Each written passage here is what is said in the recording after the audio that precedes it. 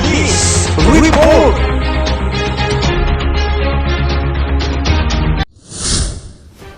Magandang tanghali mga kababayan.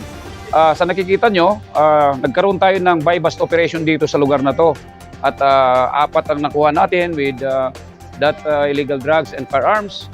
And isa na namang panawagan sa mga kababayan natin sa buong Maguindanao del Norte na sana tigilan nyo na ito kasi kaming mga pulis hindi titigil talaga. Hanggat mayroong gumagawa ng kasalanan ng pagbebenta ng illegal na droga na to, hindi kami titigil, hindi kami napapagod. Tuloy-tuloy.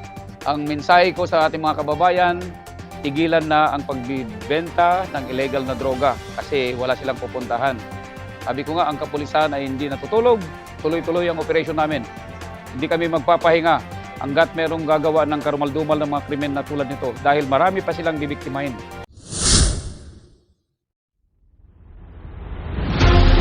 Police Report!